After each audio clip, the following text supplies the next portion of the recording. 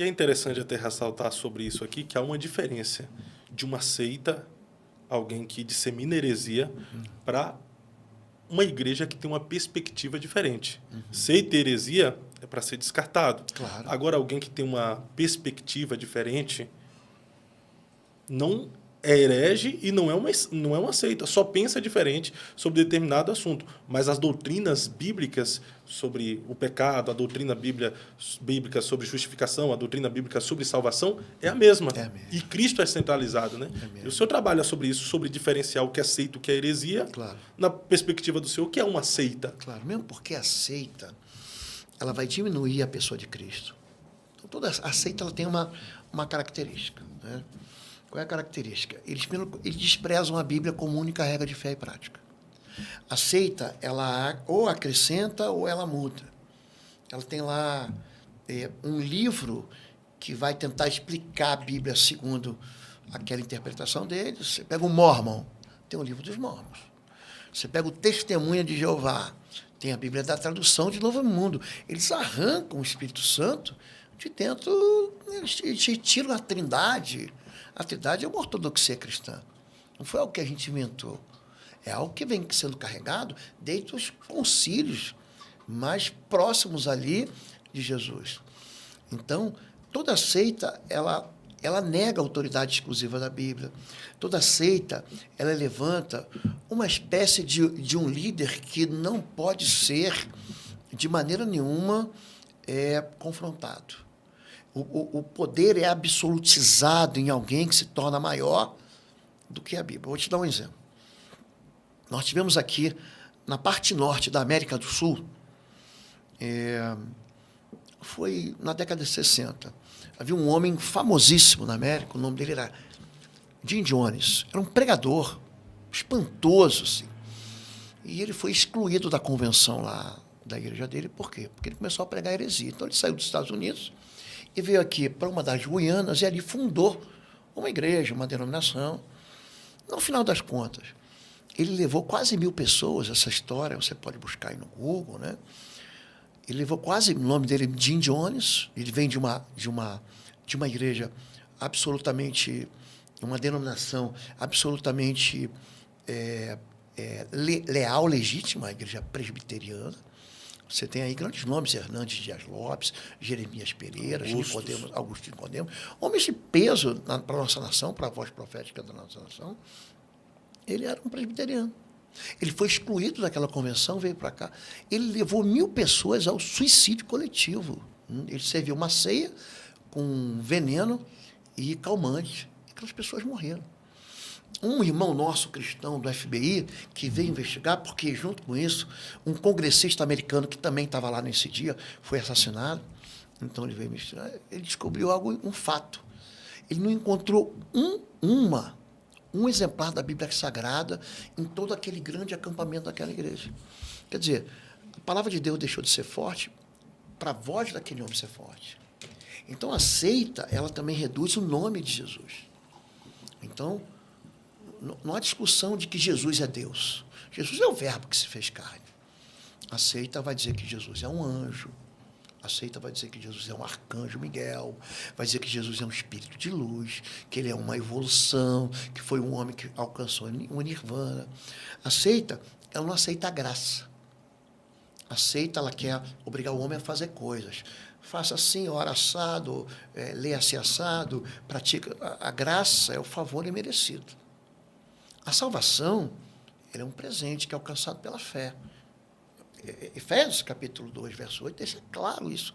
Vós sois salvos pela graça, mediante a fé, isso não vem de nós, é dom de Deus, não vem das obras, para que ninguém se glorie. Toda seita, você pega lá, por exemplo, o budismo. O budismo tem os 8 passos para você alcançar o nirvana. Eu visito muito os países muçulmanos, eu vou pregar, já preguei na Jordânia, preguei na Turquia, preguei no Egito. Então, quando você encontra com aqueles cristãos daquele povo, eles não têm nada a ver com os cristãos ocidentais, nada a ver. Então, a igreja turca, por exemplo, ela vive em cima, ela cresceu em cima de uma igreja católica ortodoxa. Foi aquela igreja que ficou depois do cisma da igreja grega, né? Roma para um lado. Eu fui pregar na Rússia. A Igreja Ortodoxa Russa não tem nada a ver com a gente. Nada. Mas são cristãos. A Igreja Copta, que é a igreja dos cristãos do Egito, é paupérrima. É uma igreja que vive no lixão. Imagina o lugar mais pobre da nossa cidade, o lixão da tua cidade. É uma igreja que vive nos restos de todo mundo. Então, se você não entrega o evangelho puro e simples, se você vem com esses cacoetes da cultura evangélica brasileira, você não alcança eles. Você tem que entregar o evangelho puro. Então, essa redução, essa tentativa de fazer com que Jesus não seja Deus, é um papel da heresia. A heresia vai fazer... Quando eu faço o processo de libertação, qual o problema da heresia? A heresia faz a pessoa adorar um Deus falso. Esse é o grande problema. Ele leva você a uma idolatria, leva você a uma rebelião. Você está pensando que você está agradando a Deus. E você está... se distanciando, você está criando, você está investindo a tua vida naquilo que não é Deus. Então, o herege seria alguém possuído por demônios, se tratando de batalha espiritual? Alguns são e alguns fazem por maldade mesmo. Quando a Bíblia tem um capítulo... Eu escrevi um livro chamado Discernimento Espiritual. Existem 10 maneiras, existem 10 tipos, vou dizer assim, de falso profeta. Tem um ganancioso, tem aquele que busca pelinhoso, tem um grande professor, tem aquele que... Por exemplo, vou dar um exemplo de um herege da Bíblia. Quando Jesus, em Apocalipse capítulo 2, verso 21 e 22, ele fala o seguinte: uma igreja, a igreja de Pérgamo, eu estive lá ano passado em Pérgamo. Pérgamo era uma cidade que ela cresce junto com a expansão do Evangelho. O Evangelho sai de Jerusalém, né? Jerusalém vai empurrando, vai perseguindo, eles vão para Antioquia. De Antioquia, Deus separa Paulo e Barnabé, eles saem de Antioquia, vão para Chipre, dá tudo errado. Eles sobem para a região da Frígia. João Marcos, que está junto, abandona. Então, eles chegam, eles só vão prosperar onde? Naquela região hoje que a gente chama de Lídia, de Frígia, que é a Turquia. Seria a parte sul da Turquia. E ali existem 7 igrejas que são muito fortes. A história diz que foram plantadas por João, o discípulo, e por algum daqueles de Paulo. Paulo, por exemplo, fica em Éfeso, está ali, pertinho. Um grande sítio arqueológico hoje. Jesus falou assim: eu tenho conta a ti, ó, você me ama, mas você tolera Jezabel. É uma mulher que se diz profetiza e não é. E ela ensina os meus filhos a comerem do sacrifício da idolatria. Essa questão da comida, ela é muito carregada no ocultismo. A pessoa faz despachos, né? Na praia, no lodo, no cemitério, na encruzilhada. Ele entrega sacrifícios alimentares mesmo. Você vê que todo pacto na Bíblia tem comida. Jesus fala o seguinte: ó, pega o pão, parte, coma. Isso é o meu corpo que é dado por vós. Toma esse cálice aqui e beba. Esse cálice está na nova aliança. O pacto é comido, sempre foi comido. O pacto de Abraão com Abimeleque, de Isaac com Siquém, de Jacó com Labão. Quando Elias ele está lutando com aqueles feiticeiros, né? Aqueles bruxos, aquilo ali é uma bruxaria.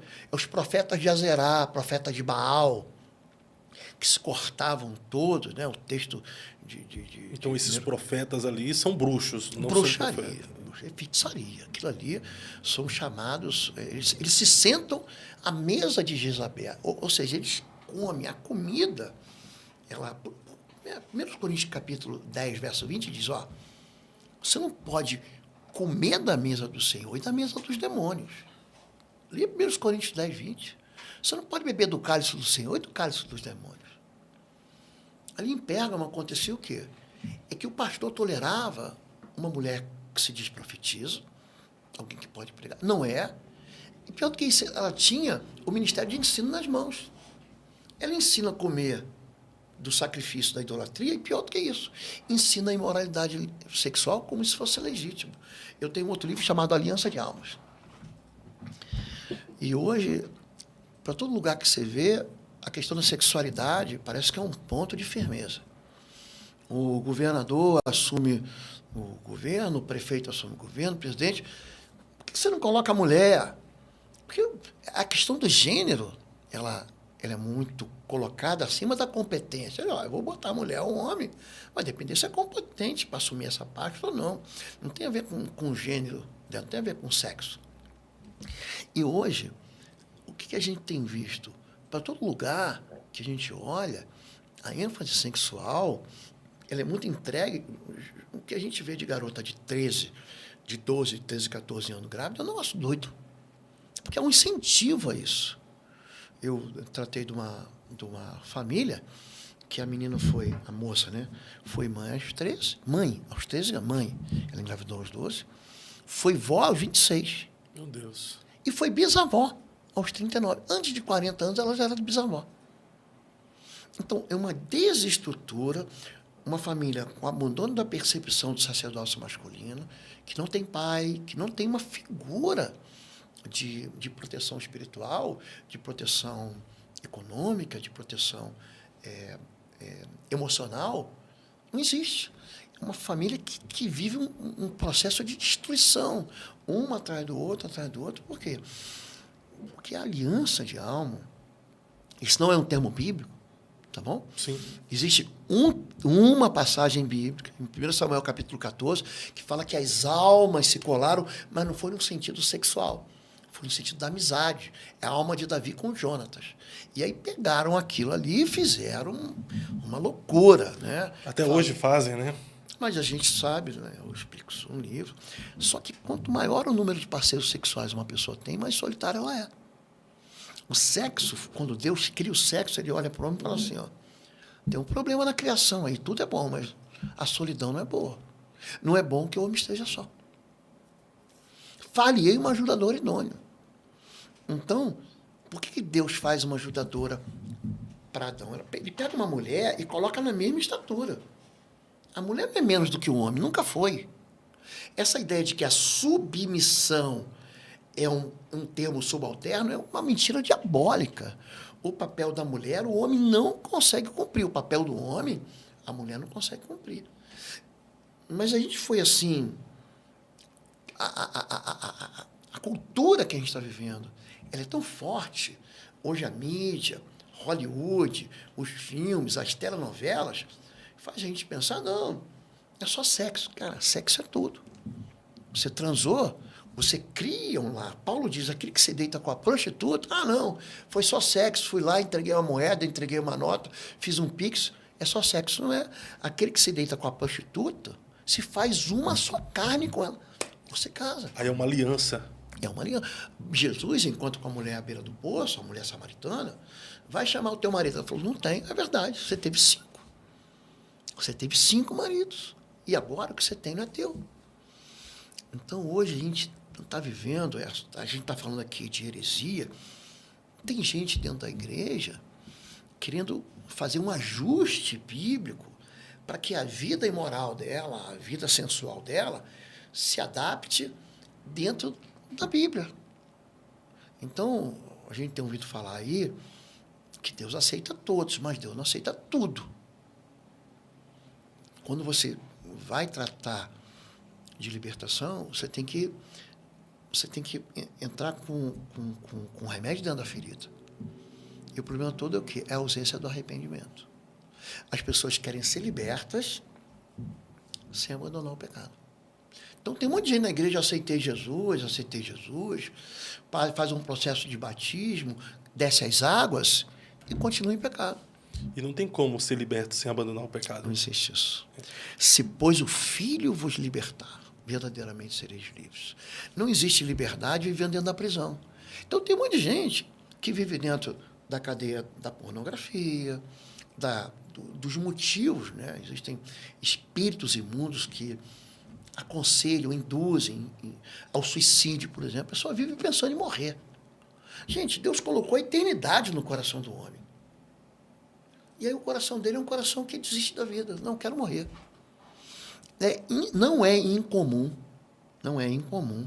Eu estou aqui respondendo uma pergunta que você fez lá atrás. Sobre herege. Herege. É endemoniado? Ué. Você perguntou. E o senhor disse Depende. que existe herege que é simplesmente por ser mal mesmo, entra dentro de João 10, um falso mestre, um falso profeta, e existe aquele que é possessão demoníaca. Tem herege, eu vou até falar, tem não herege que usa o evangelho para ficar rico.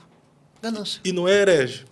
Fala herege, verdades ele conta bíblicas, verdade. com princípios, né? Agora, por exemplo, vamos falar aqui, o maior falso profeta na Bíblia, é Balaão. É o maior de todos. Ele é sinal, Judas, o livro de Judas, 2 Pedro, seguir o caminho de Balaão. Qual o problema de Balaão? Ele erra a profecia? Não. Ele acerta todas. Mesmo assim, ele é um falso profeta. Por quê? Porque ele está motivado pela ganância. Balaque fala para ele assim, a história fica situada entre capítulo 21, né? Números, capítulo 21 até o 31. Ele morre no capítulo 31. Aí Balaque é o rei de Moabe, e Moabe é o pedaço sul da Jordânia hoje, tá? Assim, seria fronteira com a Arábia Saudita. Então, você sai da Península do Sinai, e ele tem que passar por ali. Aí Balaque fala assim, mas eles não queriam a terra de Moabe, não, eles só queriam passar. Aí Balaque manda um mensageiro, chama Balaão. Ele era um profeta de Deus. Você vê que tem um anjo que vai arrancar a cabeça dele ali. Ele está em cima de uma mula, ele passa lá, Deus fala assim, não pode. Pô, deixa ele lá, ele fala, não pode. Pô, mas eu vou ganhar R$500 a mais, milão a mais, deixa lá. Pô, então vai. Deus não amarra a gente, não. O problema dele é o seguinte, ele fala, qual o problema de eu ir lá? O problema é que é o seguinte, aquele Balaão, ele não traz nenhuma profecia falsa, mas ele traz um ensino falso. Ele fala assim, não precisa amaldiçoar, não. Ele mesmo diz em Números 20, tem muito crente que tem medo de macumba, de olho gordo, de inveja. Sobre a tenda do povo de Deus, sobre a vida do povo de Deus, não vale encantamento. Ele fala, amaldiçoa para mim. Ele fala assim, eu não posso amaldiçoar aquilo que Deus abençoou. Não tem como. Deus não vê pecado em Israel. Se não há pecado, pastor, não há maldição. Esse é o problema do crente. O crente é místico. Ele acha, quebra a minha maldição. Espera aí, eu primeiro tenho que enxergar o pecado. Aí que está o discernimento. Aí o profeta diz assim, não tem pecado, não tem maldição. Sobre a vida do povo de Deus não vale feitiço, não vale encantamento. Rapaz, eu já fiz libertação de babalorixá, de bruxo, de cigano, de adivinho, de gente que se envolveu com o candomblé do gueto, se envolveu com a chamada magia do Haiti, né, voodoo. Gente, tudo que você imagina. Imagina a quantidade de gente que fez feitiço para mim. Nada, por que nada me toca? Você acha que eu sou especial? Eu sou de carne e osso. A diferença é que eu não vivo no pecado. Aquele que nasceu de Deus não anda em pecado. Deus o guarda, o maligno não lhe toca.